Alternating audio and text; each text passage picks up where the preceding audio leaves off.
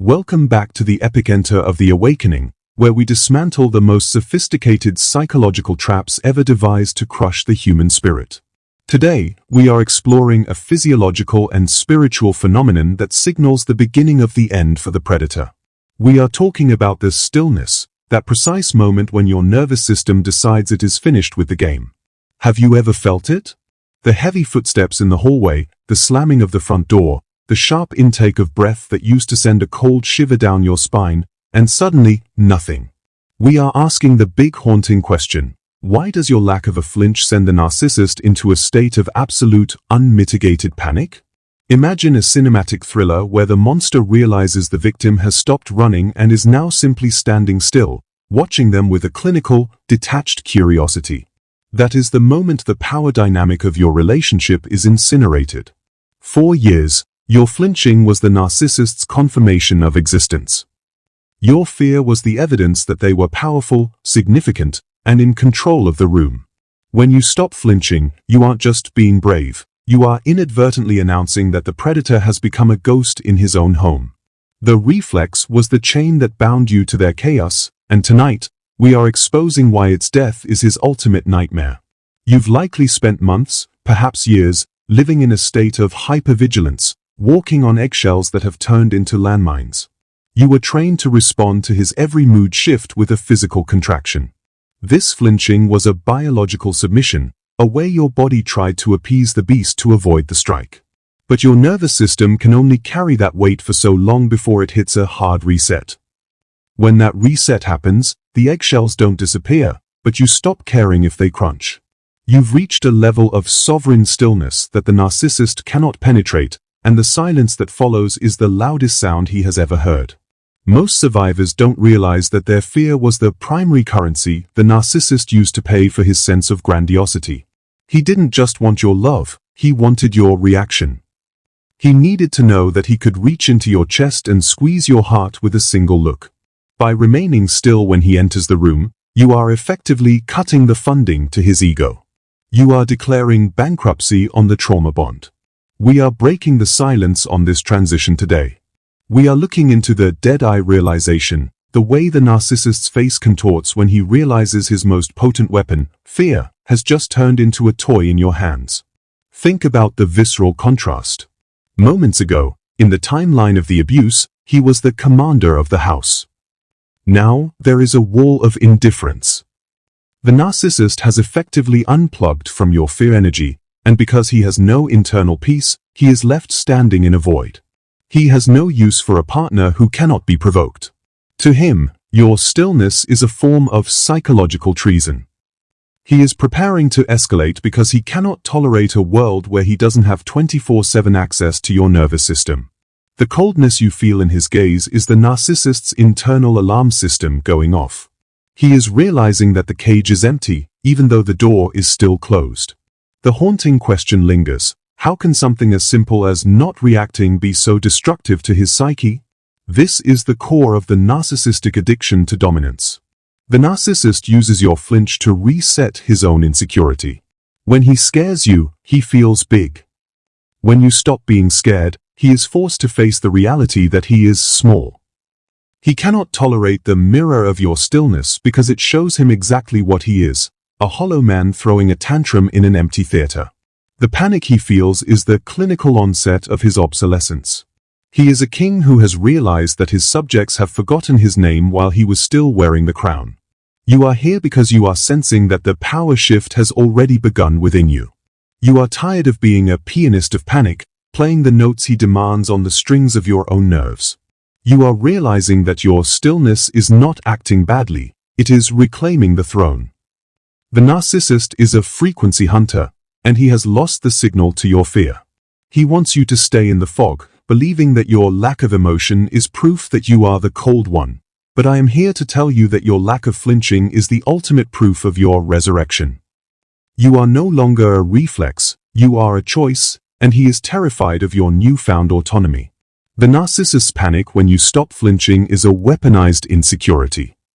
Because he cannot provoke you into a state of flight or fight, he is forced into a state of internal collapse. He will try to poke the wound one last time, louder and more aggressively, just to see if the old machine still works. But when the machine remains silent, the narcissist experiences a total system failure.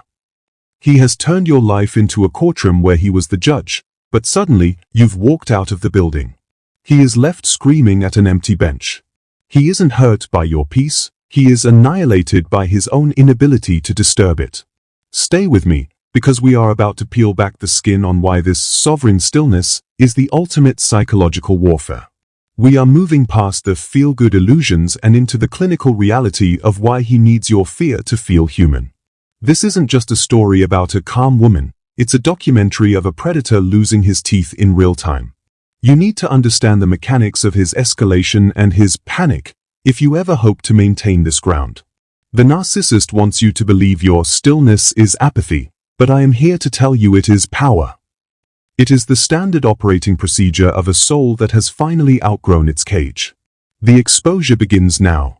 Don't look away, even if the silence feels heavy. The haunting question of why he turns to rage when you turn to stone is about to be answered with such blunt force that the chains of your remaining fear bond will begin to crack. You are not unfeeling for stopping the flinch. You are a human being who has reached the limit of the illusion.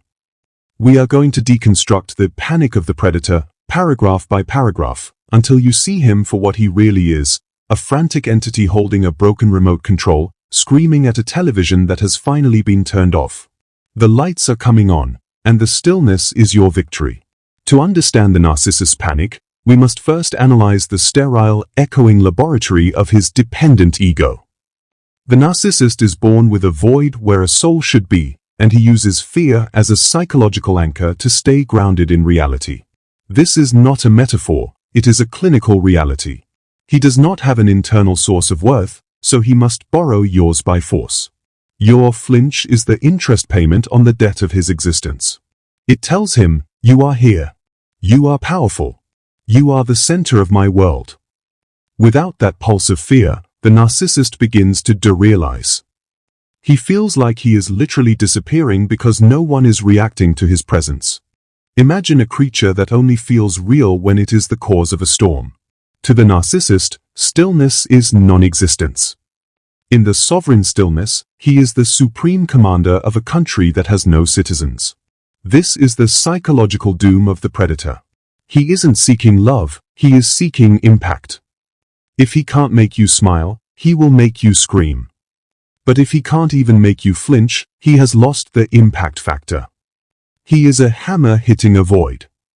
The disgusting habit of the narcissist is his need to feed on your nervous system.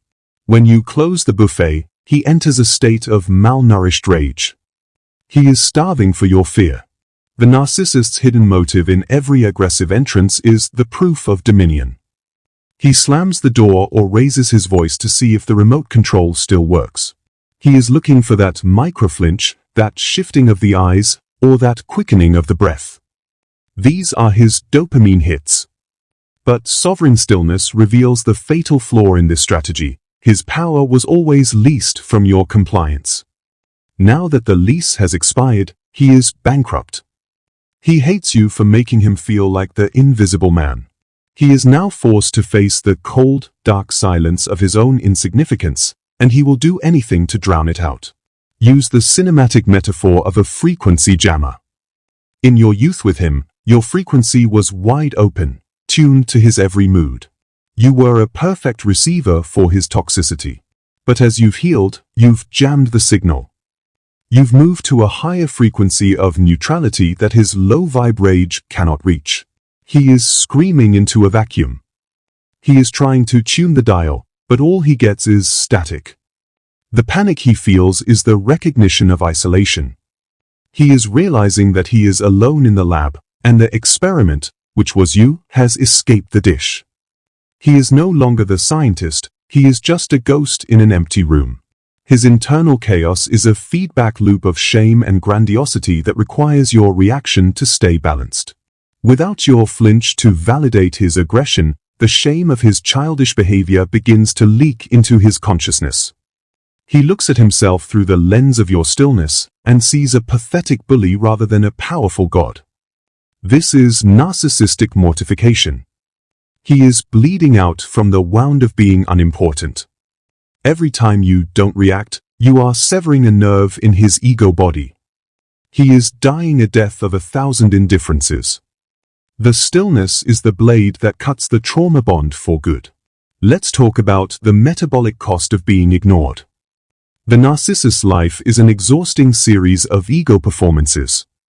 By the time he walks into the room, he has already spent a massive amount of psychological energy preparing for the conflict. He expects a return on investment in the form of your terror. When you provide stillness instead, he is left with a metabolic deficit. He has invested in rage and received zero supply. The panic is the ego economy crashing in real time. He is bankrupt. He doesn't have the reserve to keep playing if the winning, your fear, is no longer an option. He is exhausted by your peace. There is a visceral predatory fatigue that defines his panic. The narcissist is tired of the mask, but he is terrified of the truth. He has created a life where control is the only currency. Now that he is broke, he is scavenging for any flicker of your old self. He might apologize or cry or future fake just to see if that gets a flinch. He is testing the boundaries of your stillness. He is looking for a weak spot in your armor of peace. It is a pathetic, documentary-like look at the decline of a dominant male who has lost his dominion. He is a lion without teeth, roaring at a mountain that does not move. Why is this so hypnotic to watch? Because it is the moment the predator becomes the prey of his own internal void. The narcissist who once owned the atmosphere is now suffocating in your stillness.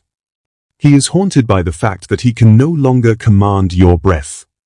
His power was a parasite that lived on your panic, and now that the panic is dead, the parasite is starving. He is reaching for the light in your eyes, but all he finds is a clinical reflection of his own emptiness. He is sexually and emotionally doomed because he cannot feed on a soul that has reached stillness. You need to understand this so you can maintain the line. His panic is not love. It is not regret. It is the terror of the thief who has been caught with empty pockets. He is grieving the loss of his battery. When you stop providing the energy he craves, he doesn't self-reflect, he self-destructs. He is wired for the hunt, and without the hunt, he is nothing. The stillness is the diagnostic tool that proves he never cared for you, he only cared for the flinch. The exposure of this hollowness is your final empowerment. You are free from the circuitry of the scavenger. We are moving into Chapter 3, the dramatic turning point. This is where the panic turns into escalation, and the stillness becomes your ultimate weapon. We will explore what happens when the narcissist realizes the old tools are broken and tries to burn the house down in a last-ditch effort to feel real. The thriller is reaching its peak, and the secret knowledge is about to become your sovereign shield.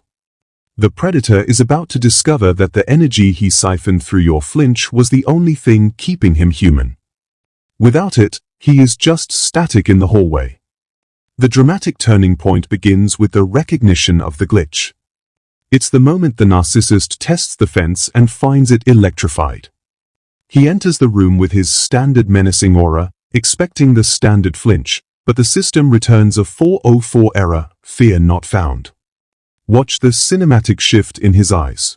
There is a second of total disorientation. His script has been deleted. He has rehearsed his rage, but the audience has left the building. This glitch is the beginning of his ego death. He is operating in a reality that no longer validates his dominion. He is glitching in real time. When the standard menace fails, the narcissist enters the escalation loop. He will slam the door again, louder. He will infiltrate your personal space, standing intimidatingly close. He is looking for a sign of life, any pulse of fear that tells him he still matters. But your stillness is absolute. You are seeing the gears of the machine. You are observing the predator like a scientist watching a captive animal. This clinical gaze is the ultimate insult to his God complex. You are declassifying him from terrifying ruler to pathetic specimen. The glitch has become a total system failure. This is the psychological power shift that the narcissist cannot survive. He realizes that his power was a mirage that you projected for him. By stopping the flinch, you have withdrawn the projection.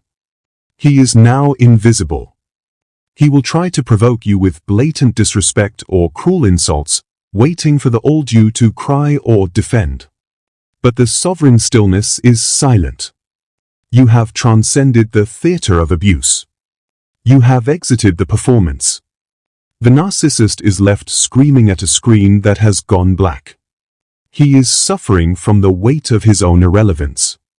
The narcissist turns to bizarre, nonsensical behavior. Because the standard script is broken, he starts ad-libbing with desperate nonsense. He might cry 1 minute and rage the next. He is throwing everything at the wall to see if anything sticks. This is the end stage of the power struggle. He is fighting for his life because your fear was his life support. Without it, he is choking on the thin air of equality. He cannot breathe in a world where he is not feared.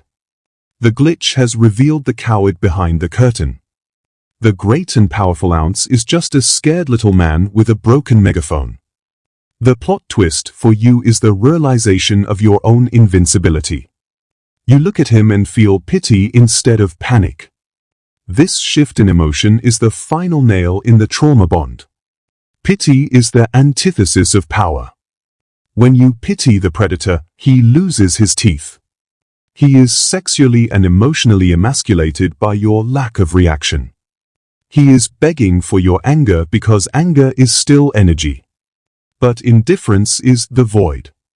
You have handed him the void, and he is falling into it. The sovereign stillness has become his executioner. The glitch is now the new reality. Let's talk about the death of the mirror.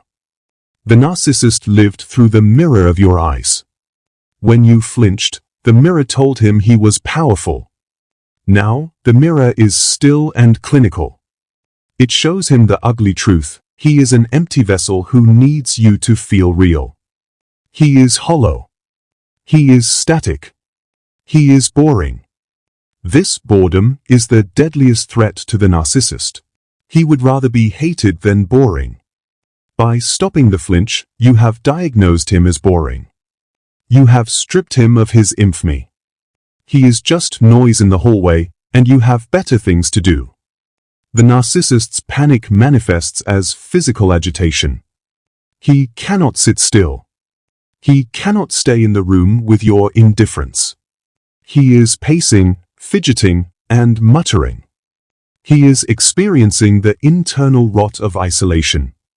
He has lost the anchor of your fear, and he is drifting into narcissistic mortification. He is mortified that he no longer commands the atmosphere. He is drowning in the silence he used to weaponize against you. The stillness is a mirror that is reflecting his nothingness back at him with laser-like precision. He is desperate to break the mirror. He will try to sabotage your peace.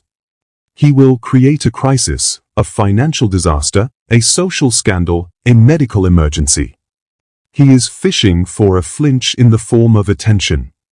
This is the scavenger's last stand. He is burning the village to get your eyes to turn toward him. But you are awake. You see the calculated nature of the crisis. You provide minimal necessary action with zero emotional investment. You are the sovereign stillness in the eye of the storm. He is realizing that he can no longer move the needle of your life. He is dead air. Why does this matter? Because it is the final proof that his power was a consensus. It was an agreement you made when you were in the fog. Now that you have withdrawn your consensus, the agreement is null and void. The narcissist is a contractor with no contract. He has no legal standing in your soul. He is trespassing. Your stillness is the eviction notice. He is panicking because he has nowhere else to go. He has no internal home. He is a squatter in the ruins of an old relationship, and the ruins are being demolished by your health. We are moving into Chapter 4, the collapse and the consequences. The narcissist's internal panic is about to become a social reality. We will explore how his loss of control leads to public decompensation and total system failure. The tone is getting darker, harsher, and brutally truthful. The narcissist is about to face the ultimate consequence of a life built on theft and terror. He is about to discover that when you rule by the flinch, you die by the indifference.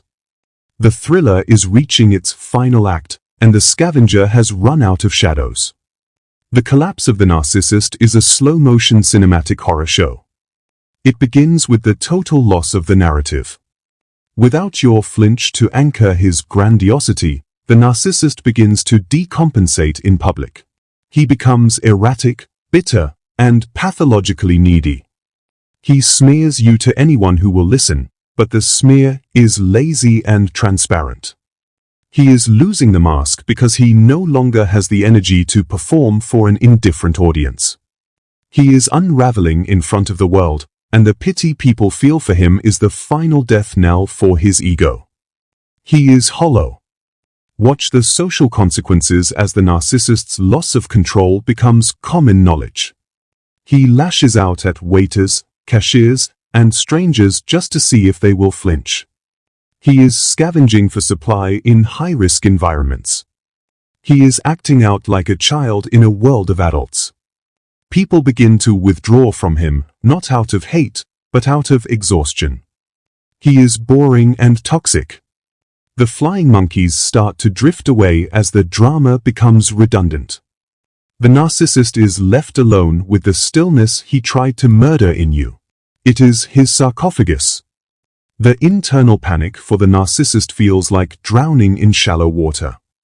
He doubled down on the aggression as his only coping mechanism. But the impact is zero.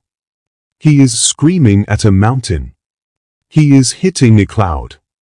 He is experiencing the internal rot of irrelevance. He is starving for a hit of your fear. He is developing a tolerance to his own rage. He needs darker acts, louder screams, crueler betrayals just to feel a spark. He is descending into a soul of the self. It is a visceral, clinical collapse. He is consuming the last of his humanity to fuel the machine. The tone here is dark and harsh because the truth is brutally ugly. The narcissist has sexualized his own destruction. He has turned the house into a crematorium for his legacy. He is mourning the seducer he used to be, while embracing the scavenger he has become. He is haunted by the ghost of your fear, which he murdered with his own excess. Every aggressive entrance is a nail in the coffin of his power. He is alone with the static and the silence. He is bankrupt in a world of sovereign stillness. He is a digital zombie in a world of souls. Let's talk about the death of the ego boost. In this phase, the narcissist's provocations fail to provide the supply he needs. He slams the door, but you don't even look up. He insults your character, and you check your watch.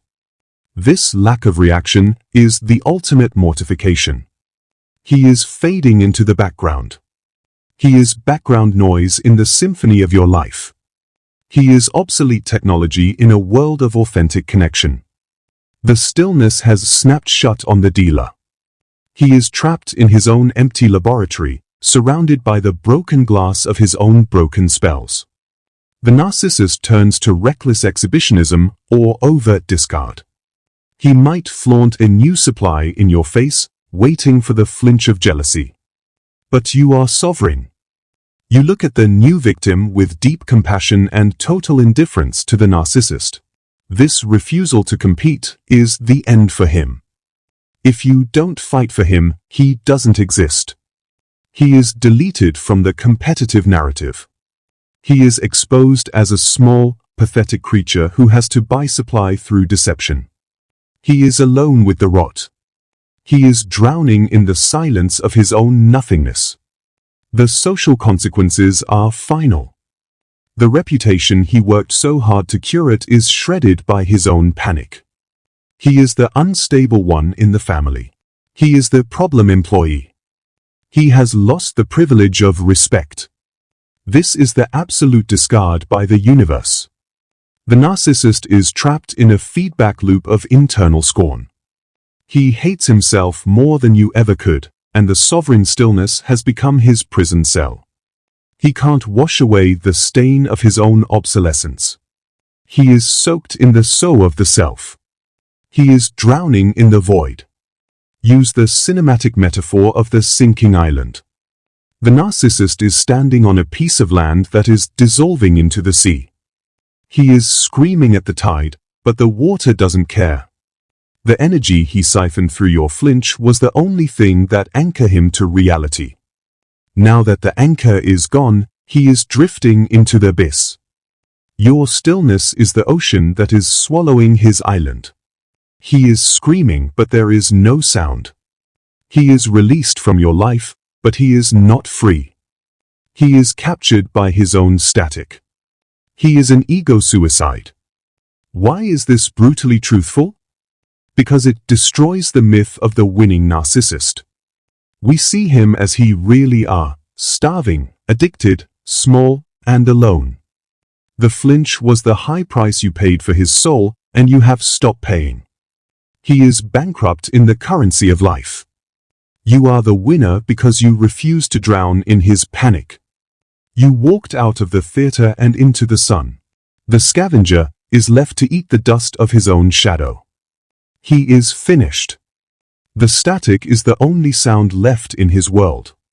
We are moving into Chapter 5, the final truth and the cinematic closing. This is where we deliver the final punch and focus on Nu, the survivor.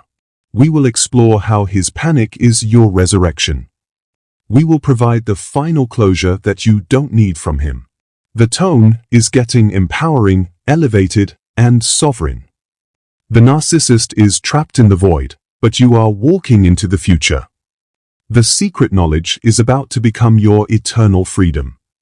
The thriller is reaching its final act, and the light is coming home. You are the stillness. We arrive at the final truth, the punch that shatters the spell and severs the chain.